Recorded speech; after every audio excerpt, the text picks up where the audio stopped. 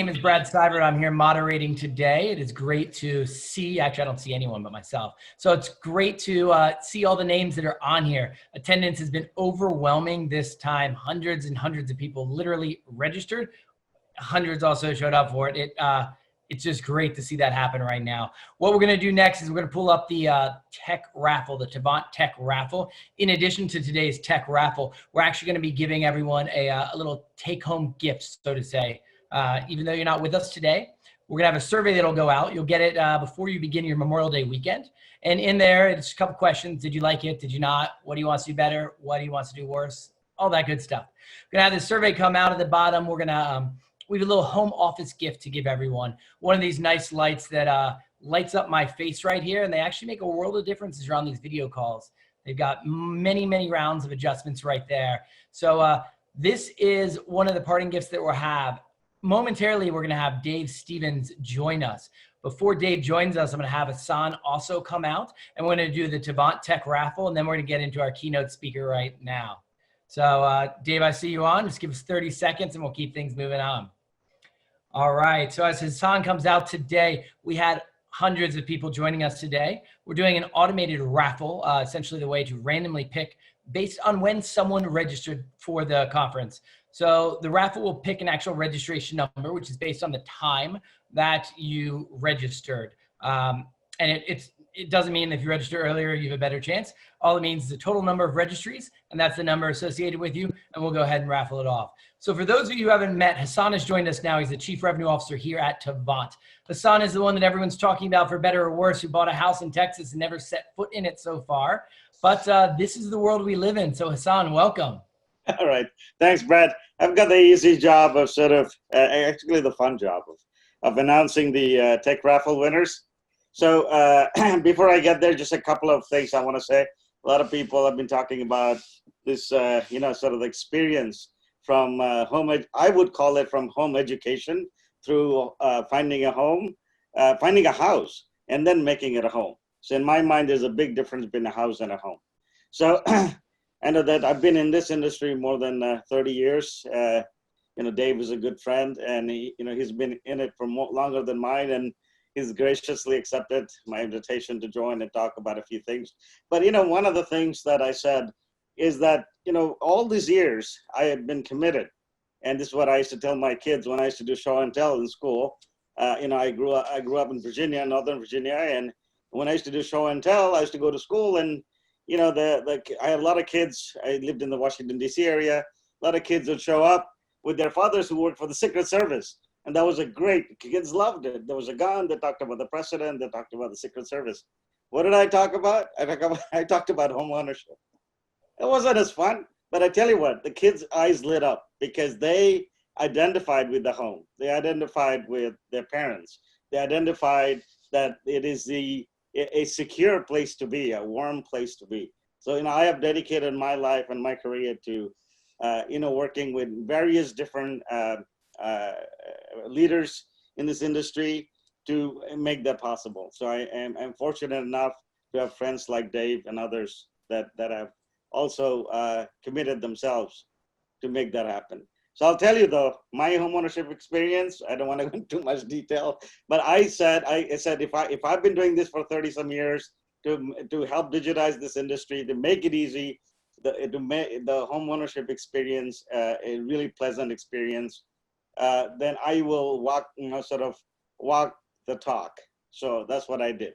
I looked for a home from online, everything online, and I decided to do it and experience it again, but this time from searching all the way through to closure. And I looked at about 100 houses online, and I narrowed it down, and that's how I went. And now I'm in the closing process. So far it hasn't been that bad. It has been sort of stovepipe across many areas, but I think probably the worst thing will be the closing part of the equation, where I actually have to, like Christy Furcher, I don't know if you guys know her. She's the president at Flexstar Mortgage, and I saw a video of her closing in her garage, and I'm doing the same thing. I'm following her path, and I'm I'm closing. The notary is showing up. I'm putting a table out, keeping the distance, and closing in my garage. I wish I didn't have to do that. I wish you could have done everything in a digital way. But so we have ways to improve. Anyway, so that's sort of been the experience. Not bad. I recommend it for everybody that have spent enough many years in this industry. We're all in it together, and we are all committed to the well-being of this industry, and helping people realize their homeownership dreams, which is the number 1 dream any American has, right? All of us, and we all know in times like this how important a home is, right? In times like this. Anyways, so having said all of that, I encourage. I know most of you on this call, and actually I don't know who everybody is on the call, but I know we have a lot of friends. We say in this industry, everybody knows everybody. They just change hats, right, from one to the next. But I encourage you to experience it as well, and help move the industry forward toward a total digital process and a better experience. Okay, winners. The winners are, so we've got 3 things to give away: 2 AirPods and 1 iPad. So the winners are the AirPods. Any drum roll or anything, Brad? Okay, all right. We've got Barbara Thomas, number 133. Barb is one of the winners. And the second winner is number 57, AJ Soap. And AJ, congratulations. Barb, congratulations. And the winner for the iPad is Dan Grizzle. Dan, good to have you on here. Thank you for joining us. And congratulations. Awesome. So I want to congratulate all 3 of you. Now, just to say a little introduction for Dave. I know he's probably waiting and saying, Hassan, stop babbling. But Dave Stevens, most of you know, is a 36-year-plus veteran of the industry. I respect and follow Dave all throughout my career, and he is very active in all of social media and in the Hill, in the industry, whether it be up in the Hill, or with the MBA or other regulatory groups or other leading companies that serve this industry. He has, he served as the president and CEO of the MBA. Prior to that, Dave served as the US Assistant Secretary of Housing and Federal Housing and Commission at HUD. And he's held many prominent and executive positions at companies like Long & Foster, Wells Fargo, Freddie Mac, and others. So Dave, welcome, and thank you for accepting my invite. It's great to see you in good health. And good to be with you. What is that? Good to be with you. Thank you. All right, over to you, Dave. Sounds great. Well, hi, everybody. I thought what we would do today, can you hear me okay? Am I breaking up on you? No, you're perfect. Thank you. Okay.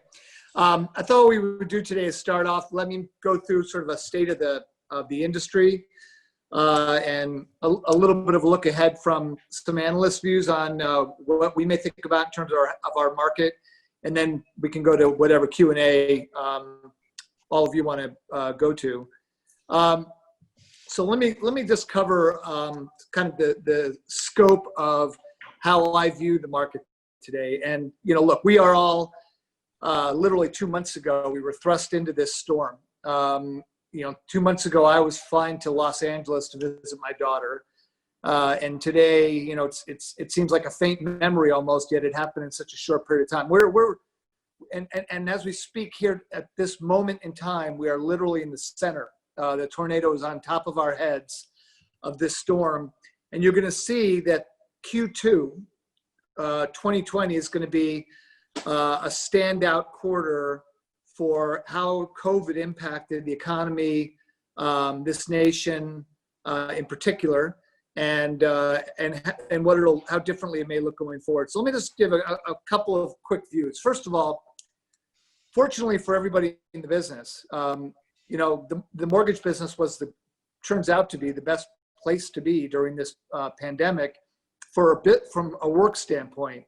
For the vast majority of industry, they were able to send their employees to their homes. They had the technology to work remotely.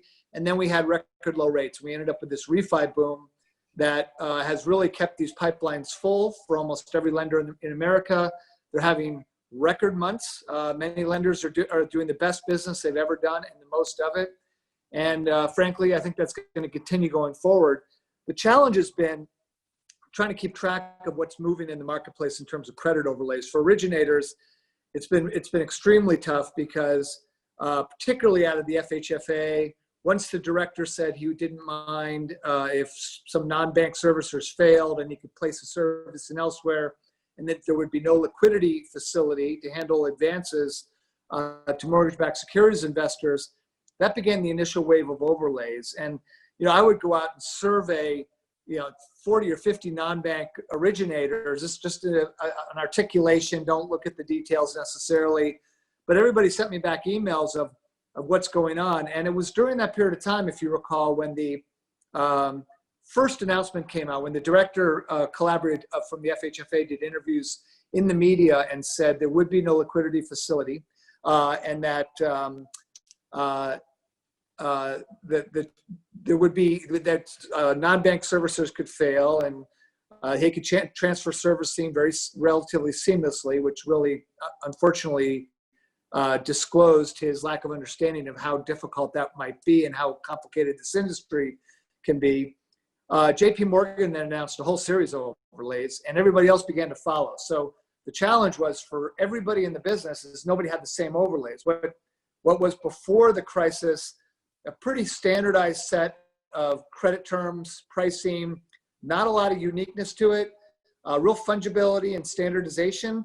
And we were looking at other things like a good purchase market, new technologies, et cetera, came into mass confusion with everybody kind of expressing how they view the risk now thrust onto particularly the non-bank market, but elsewhere in that context of the director's statements, when he added on additional overlays related to first payment forbearances and eliminated cash out refis from even being acceptable as first payment forbearances and other products, that really just added an additional whole layer of overlays. And they keep moving. So everybody has kind of different pricing, different overlays, et cetera. There was a response, and it came from everywhere. It wasn't just a partisan issue. It wasn't just an industry issue. It wasn't folks like me that were very public in the media with my clear concerns about the director's response and his words. This is part of a signature page of a letter from Republican members of the House of Representatives. You'll see Steve Stivers, French Hill, Ann Wagner, Lee Zeldin. This is just one letter of many. There were bipartisan letters, there were Democrat-only letters, there were Republican-only letters from Congress going to the Treasury Secretary Mnuchin, Fed Chairman Powell, and Mark Calabria, calling for any one of them to establish a liquidity line. You can see in my little red underline up there, the best way to protect the American taxpayer would be create a facility now. That was a liquidity facility that they were calling for. Analysts started writing about it. This is from Moody's, Mark Zandi, who's their chief economist. He, if you read my little underlines there, he said the non-bank residential mortgage sector is now negative from stable. And he talked about large servicers such as PennyMac and others and Quicken Loans to probably make it through. However, without a material increase in funding facilities, liquidity challenges will increase. If you're a non-bank lender on this Zoom event, this may concern you. I would tell you this is actually a good thing. You want analysts coming out with this kind of language because whether Calabria responds or not, Fed Chairman Powell and the team at the Federal Reserve get very concerned about these kinds of things. And so I think that was a good thing to happen. Then the Urban Institute, which is a top analytics firm, nonprofit in Washington, D.C., they did an analysis, and all they did is they took JP Morgan's announcement. JP Morgan came out with a series of overlays: 700 FICO score minimum, 80 LTV maximum, no DTIs greater than 43. There were limits to cash out refinancing, and if you were a self-employed borrower, you had to have 12 months of reserves. So they took the entire 2019 portfolio. This is their analysis of what happened and to see how many loans, based on the criteria that JP Morgan put on as overlays, would not have made it in today's world. And it turned out that 64% of the 2019 purchases from Fannie and Freddie would fail under these overlays. So my point is that the response has been extraordinary. It continues to this day. Both Chairman Powell and Secretary Mnuchin testified together in front of the Senate Banking Committee earlier this week. They were asked specific questions about this, and it is clear that they are thinking about some way to potentially stand up a facility in the absence of the director. Until that happens, as long as there are questions about counterparty risk, the possible failure of some entities, we're going to be seeing these overlays remain. And I think for all of you who are in the business, it was not just the GSE business, but that was an unfortunate response that didn't have to happen. There were a lot of other risks that ultimately impacted the marketplace. Jumbo loans dried up. Anything non-agency essentially went away for the most part. There's still some jumbo, but it's not nearly as liquid as it was before. High balance conforming also found a hard place to find a home. Bond financing, which is an important program for first-time home buyers, and more, all found itself in the period that we're in right now. And so let's look about what happens next. Let's think about the scenario we're in. I said from the very beginning, this is Q2 2020, April, May, June. These are going to be the worst months, the worst quarter of the crisis. With the one caveat I'm going to say is, depending what happens with states being too flexible as they try to reopen. That could cause a resurgence that would be difficult, but I'm going on the baseline case, as is all the data that I'm going to show you from this point forward. So I'm going to show you several economist views of what happens. This first is a CoreLogic report from April 10, and it predicts unemployment and serious delinquency rates. And in both cases, they show unemployment clearly spiking, and that's what we're seeing now. But the baseline case shows it spiking and then slowly, steadily going down. We're going to be higher than baseline. I'm not sure we'll make it to the most pessimistic. We may for June for the month, but it'll taper back down pretty quickly. But it shows serious delinquency rates remaining fairly solid, right? And there's a whole lot of reason for this around employment, interest rates, and home prices. And so let's start with interest rates. Interest rates are going to remain extremely low and actually likely go lower. We've already seen sub 3% mortgages. Fed funds are going to be near zero.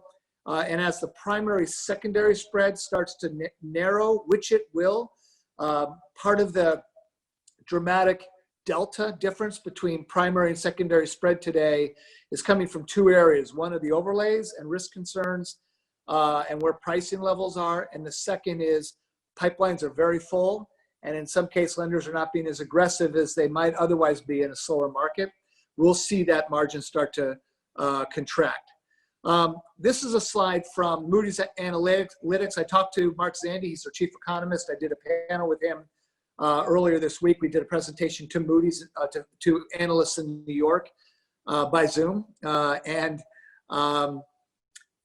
This is their perspective of how the economy is going to come out of this. And by the way, this is consistent with almost any economist you're going to see. So let me just tell you what you're looking at here. The green line is the unemployment rate. The blue line is employment as a absolute number, okay? So we're in Q2 2020, you'll see the spike in unemployment and you're seeing this steep drop in job loss happening this quarter. Next quarter, Q3, because we are returning to work, you're gonna see an immediate pop back. It's not going to be all the way. We're still going to be negative on GDP, for example. But of the 17 million jobs we're going to lose, we're going to gain back about 8. We're going to come back about halfway. And as you'll see in the forecast, using a baseline case with a vaccine coming early next year, we're going to see employment, the unemployment number improve significantly Q3 of this year. Slowly rise through the winter months, especially as we hit second wave, and then start declining. And as you see, it goes out through 21 and 22. We end up back near full employment like we were before. A lot of reasons for this, but I'm going through this data quickly because we have such a short period of time, but it's a perspective you need to see. Here's another a slide looking at home prices, which I said is one of the variables. Keep in mind, in the Great Recession, home prices dropped about 20% from peak to trough, 20%. It did so because there was a shortage of owner-occupied household formation. We were actually losing owner-occupied households during that period of time, not because of the recession. It actually started before the recession and actually contributed to the credit bubble because there just weren't buyers out there. And then compared to today, where if you look at even the story that came out this morning about home sales, you know, the CNBC story is forecasting a boom coming forward in home sales. And as we see contracts right now, while this past month went down, we're looking at a pretty good month going forward. But the point that all the analysts come to is this will be nothing, look at my highlight, compared to the financial crisis. With affordable housing and extraordinary short supply, house price declines will be limited. The blue line is the FHFA home price index. They look at a slight weakening as a result of COVID by a few basis points, and then rising steadily throughout. This is all demographics. I could add a whole bunch of additional data for you to look at. At given time, again, we don't have the ability. If we do during the final few minutes, I'd be glad to pop the slide up there. But I want you to think about this recession in a very different way. We had extraordinarily strong credit characteristics coming into this. And we had extraordinary positive demographics. And just from a demographic standpoint, let me just highlight one core element. We were losing owner-occupied households from about 2007 through about 2013. And the reason why we were losing owner-occupied households is that the millennial generation, which needed to buy homes, was still too young to buy. Remember the stories about kids living in their parents' basements? That was happening. And I got a data slide. If we, in a moment, I might throw it up there. But that was the case. And that contributed to a lack of demand, along with an excess supply and extraordinarily weak credit terms. Take to today, owner-occupied household formation is north of 1 million new owner-occupied households per year. And in fact, rental housing household formation is declining. This is fresh from the Harvard Joint Center for Housing Studies.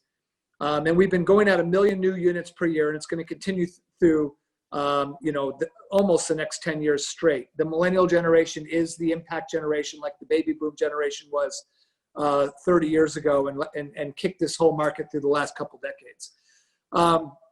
In a good way, kicked the market. So, and I'll give you my example. In 2008, when the recession started, my home was of 4 children, and my wife and I was a household of 1. We have 4 millennial kids. Today, we're 5 households. My oldest is on her second home purchase. Everybody else is renting, and my second oldest is about to buy. That is expressed throughout the data. So the good news, you all, if you're originators, have solid pipelines. If you support originators, they have solid pipelines. New business is still coming in. I'm an advisor to many originators, and they're all doing great on new application data. States are returning to work. That's going to cause the third quarter pop, which we are all going to visibly see. And aggressive work is still being done in DC. The points about the FHFA director, we've been chipping away at his actions, and you've seen it from the 6-month forbearance where advances had to be made, maybe 12 have now been capped at 4. The point about if you're in forbearance, you can't get a new loan. Well, they're now saying if you're in forbearance but you made your payments, you can get a loan. Those are all efforts from industry, lobbyists, and advocates, all putting pressure on the administration. And the pressure right now is on the Federal Reserve and Treasury to establish a liquidity facility, which would be a big move in a positive way. So I'm going to stop that screen. Brad, I don't know if you're taking it or who wants to go to the next point of this. Yeah, no, we had a handful of questions come in through a couple of different channels. One of the ones is actually really relevant to what you just touched on. So you mentioned having a daughter; she's on her second purchase. What would your what would your advice be from an economic perspective, not necessarily a father perspective, to a 24 or 25-year-old today? Would it still be the home is the best investment ever, or would it be waited out until you have a little bit more foundation to put down on your home? No, home is without a doubt the best wealth builder you can have, and I'm searching for a data point to show you, but yes, without question, if you look at wealth in America, there's a huge difference between white, non-Hispanic, and minorities, and the biggest derivative of that difference is home ownership versus non-home ownership. And that is a data point that's been factually proven. And it's something that I'm using in another article. I don't know if this is nope, that's not the right one. But yes, I would advise anyone to get a home. And I'm advising my second oldest, who works in Washington, D.C., for her and her long-term boyfriend to do the same, only because real estate's going to have a great ride coming out of this. So let me just share this one slide with you. Oh God, I just lost it. If I can pull it back up. But yeah, so. Yeah, as you look at pulling the slide up, I'll add one more layer and dimension to it. So that makes sense for a primary residence you're gonna live in. What if the same question is asked about buying a second home that you're going to make a little bit of money off of Airbnb it, renting it out seasonally, maybe? How would you handle that same question these days? You know, I'm not a huge believer in real estate for speculation purposes, but I've always owned a couple homes, and I've had a vacation home and a primary residence, you know, there's value there. But let me just give you the data. So this is from the Harvard Joint Center for Housing Studies. I want you to go back to 2007, 8, 9, 10, 11, 12. This is household formation on an annual basis. Red is rental, blue is owner occupied. Starting in 07, we began to lose owner occupied households at the rate of several 100,000 per year, in that range. We were growing rental households, which is red. All the household formation coming in the market was negative for what we do for mortgages. Now, fast forward out to 2016, all the way to where we are today, the lines have changed. And if you look at 17 and 18, we're actually losing rental households and we're gaining owner-occupied households at a phenomenal rate, not seen since the baby boom generation. Gang, this is going to continue. Real estate is going to be an extraordinary investment. There's a great article that came out from CNBC today, interviewing several folks about what they expect for housing. And, you know, there's just a huge shortage of supply in available rental housing. And this is from today's story, but it says signs are already pointing to a remarkable recovery in housing. And the reality is that while home sales were down last quarter, we have under contract homes had a huge leap forward. Builder sentiment is way up because demand is now coming up. And mortgage applications to purchase a home are extraordinarily strong. So, you know, the reality is you've got demographics who need homes. There aren't enough homes on the market. For my daughter who's living in DC, I am harassing her to go buy a home as quickly as possible before everybody gets back to work, because rates are outstanding and you're not going to have the multiple bidding challenge that you had just a couple months ago. So I think it's just a great business to be in. I know I'm sounding Pollyannish, but gang, the only thing in our way will be if the states that went back to work early don't protect the social distancing priorities that the CDC recommends. And that could bring back, my wife and I were on a 2-hour call with Johns Hopkins today. We raised a lot of money for them. As you know, there are a lot of leading data, and the whole thing was on COVID. And the timeline shows us getting out of this, and that this being the peak quarter right here for in terms of impact from the disease totally, and that the numbers should be tipping over the curve. There is a scenario that's come forth that if too many states come back too early and don't practice social distancing, that picture will change. None of us are doctors, and none of us can predict that. Regardless, this has a very different impact, this virus, on people who are have college degrees. I hate to say this, executives. It's just impacting the marketplace much differently. Here's just, if you look at unemployment over time, renter unemployment shoots through the roof, where owner-occupied unemployment does not. There's a lot of data behind this, but the reality is, if you even look at the current unemployment rate, and I got this from the Bureau of Labor Statistics this morning, if you look at the current unemployment rate, if you're a college degreed, employed homeowner, your unemployment rate is still in the mid-single digits. So just like all of you, you're still working. This really hit the service industry heavily. Yeah. It really is crushing the rental community. I'm working with the Biden campaign, and all the data points to renters in New York City. I mean, Marriott, the Marriott Marquis, the biggest hotel employer in New York City, laid off 80% of its workforce. And I talked to the general manager of the Marriott, who's a good friend of mine, the other day, because I'm trying to get information about what's happening in the rental community for the campaign.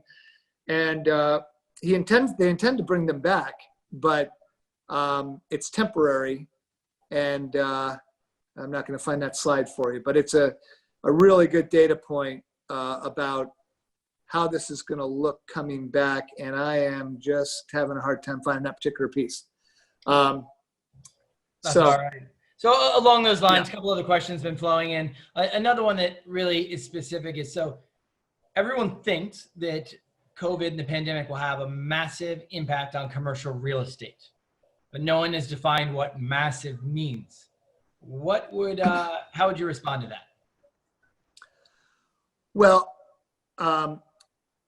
if you look at the slide I used from my presentation a moment ago, this is data looking at from FHFA, MBA, and Moody's Analytics. The green line is foreclosure started. Oh, that's not the correct slide. I'm sorry.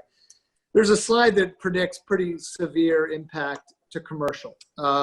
And what none of us, what we've learned is that you can work remotely, and there's a lot of articles and research out. I wrote a story on it that's published on the internet. You can search me on LinkedIn or Twitter and find it.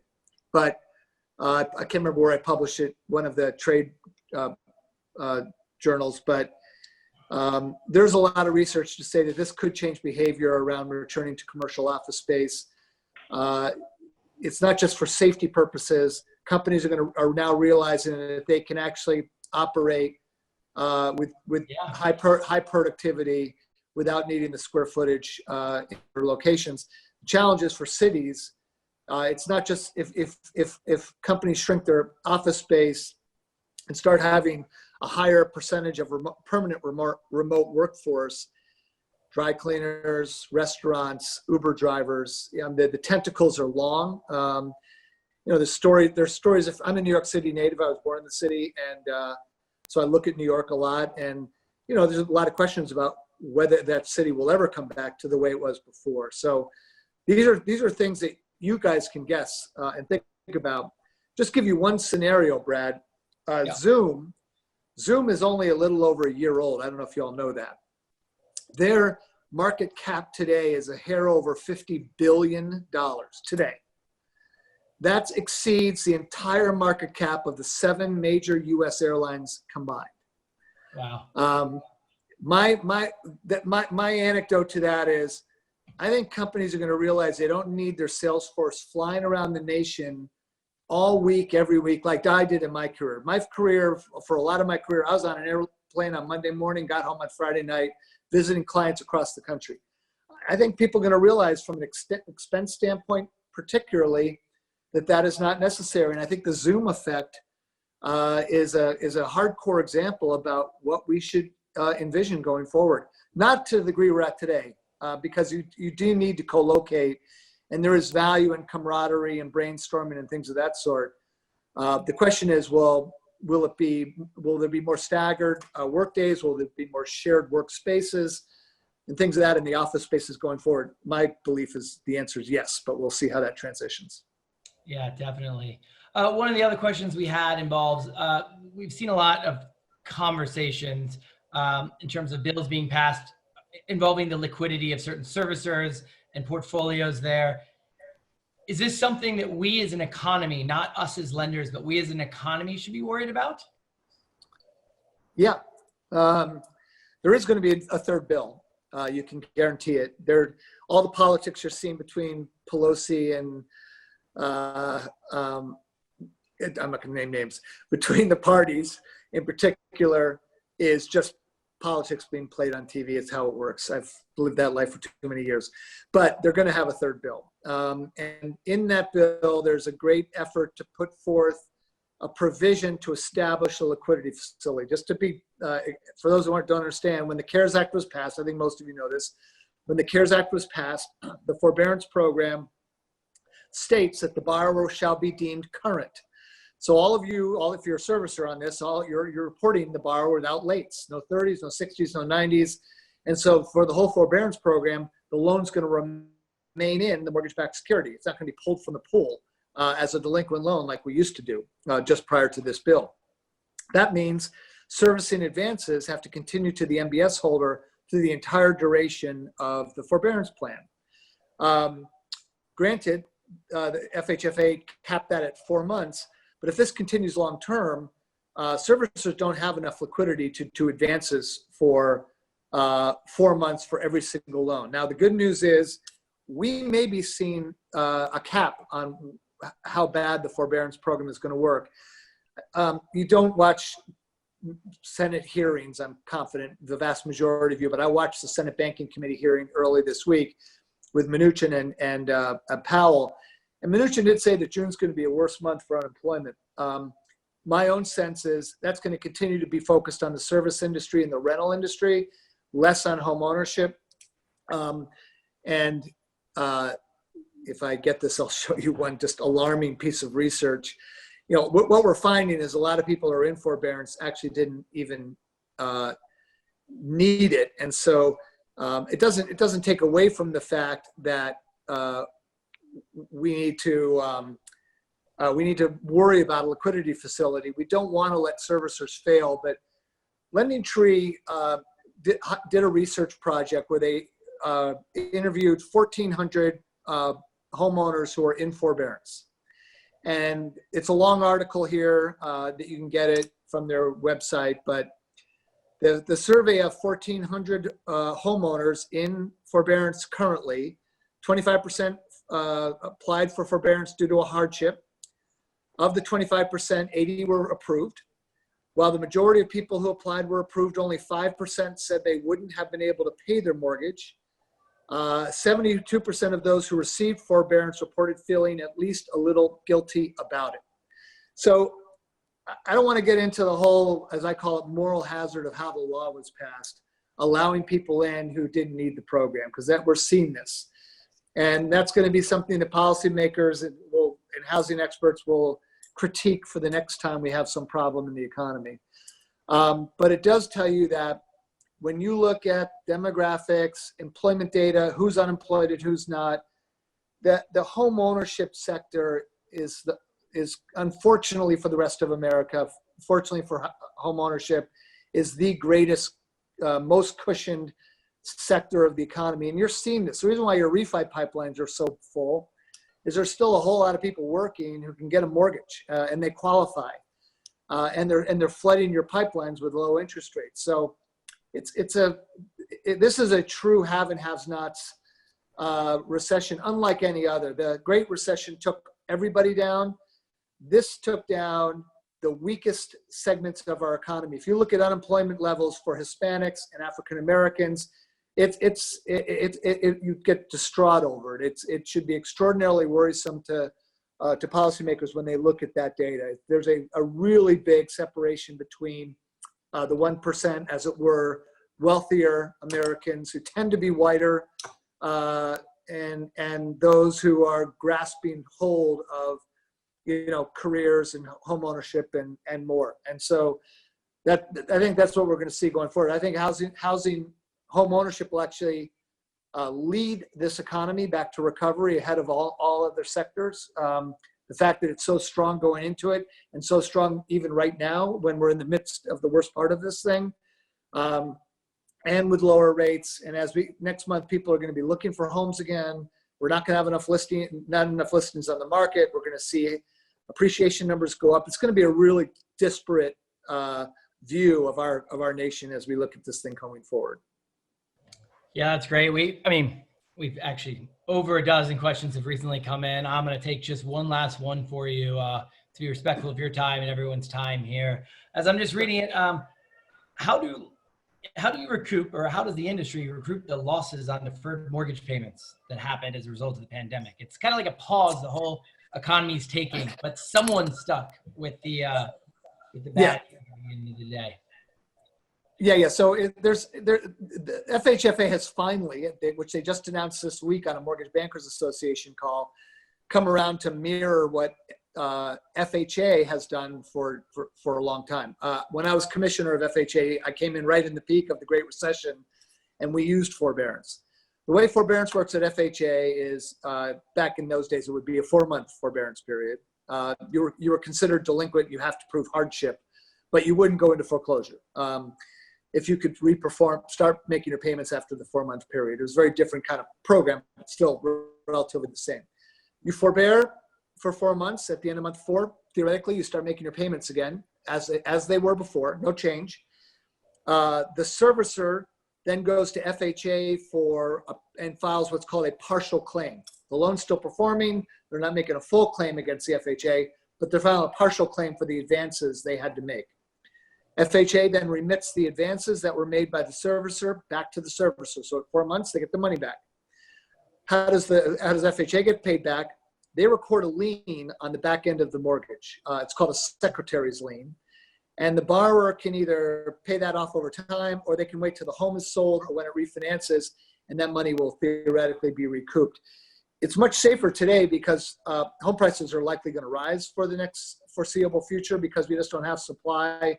And again, demographic demands are just going to drive homeowner values up. And keep in mind, even if home ownership doesn't happen, people have to live somewhere. So whether it's rental property or own property, those single family properties are going to rise in value.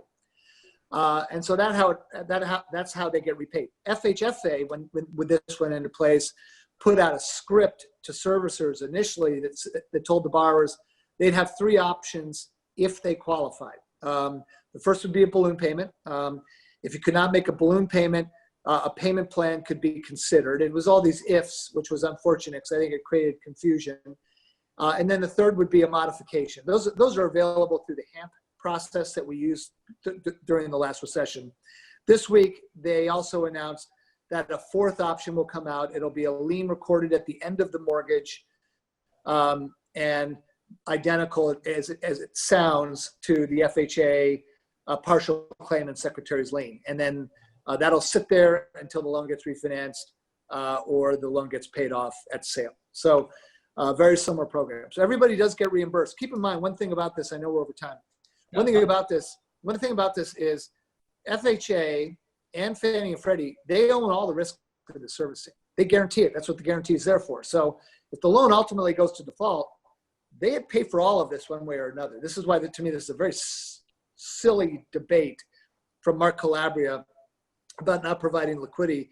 He doesn't need to let companies fail. He owns all this risk anyway. Servicing is owned by Freddie and Fannie. They give servicing rights to servicers. That's why we call them mortgage servicing rights. If the loan ultimately reperforms, everything gets replenished. If the loan goes to default, Fannie and Freddie own that cost anyway. So, the craziness about all this has been, really disconcerting for the marketplace. And it's a lot of gobbledygook. I got my CMB. I'll leave you with this, Brad. I got my certified mortgage banker I passed all the exams just a couple of years ago. Honestly, I was scared to death about taking the test because even though I've been in the business for 30-something years, I was like, capital markets, I got to know loan servicing, I got to know every aspect of the business. Most of us grow up only knowing a couple parts of the business in this industry. If you're in origination, you know enough to be dangerous, and you could talk to realtors about, secondary markets a little bit, but your secondary marketing team typically doesn't let you know everything. If you're in underwriting, you know the nuances of risk management and more. If you're in servicing, all the way through from the point of origination to the point of capital markets, we have groups of specialization all the way through the system, technology providers, and more. When we have conference calls like this, I cover the gamut, and I hopefully you all get enough of it to be a little dangerous. And Brad, I can send you that deck. You're welcome to use those slides any way you want. I think some of them can be helpful, and and I'll leave you with this. We're going to be seeing new forecasting weekly. Moody's is putting out a new forecast every week because the goalposts are constantly sort of shifting around here and there. So we need to keep on top of all of this, and entirely. In this case, this isn't how we shouldn't be looking at the economy to see what's going to happen. We should be looking at the virus to see what's going to happen next, because that's what's going to determine our future. Absolutely makes sense. So I want to thank you, Dave, for being our keynote speaker here. If any of you are like me, follow him on LinkedIn. Dave Stevens, he is the CEO of Mountain Lake Consulting out of Virginia. Looks like it was supposed to be raining there today, so I don't know if it's a beautiful day or not, but the sun's shining where I am. So thanks again, Awesome Dave. for you. Thank you very much. Good to be here. For everyone on the conference today, thank you very much for joining us, joining Tavant, all of our friends, all of our colleagues, our industry leaders for this conference. It's been really great for us. It's been great for us to work with so many of you, to see so many of the different things. We compiled a lot of questions. We're going to share them and get answers out on a lot of them. The decks, the videos, all this will be made public and shared out with all of you. Again, before you start your Memorial Day weekend, you'll get an email from us, just a quick survey question about how you felt the conference went, what you liked, what you didn't like. In there, there'll be a question, and we want to send you a small token of our appreciation for spending some time with us. Just ask you what address you want it to be mailed to. We will not mail you anything else. I can promise you that on my life right there. So again, on behalf of everyone at Tavant, all the amazing speakers we had, on behalf of Dave and everyone that joined us, thank you so much for joining us, joining the Tavant family today, really to go through some of these great thought leadership pieces. If you have any questions, feel free to reach out to any of your friends at Tavant, reach out to me, and always take this time to connect with as many people as you can and expand your LinkedIn networks amongst the speakers we've had here and things like that. So once again, I hope everyone has an amazing Memorial Day weekend. Take some time, spend it with family. I know we're all working from home, so it'll be a nice change of pace. But thank you very much on behalf of myself and the whole Tavant family. Thank you.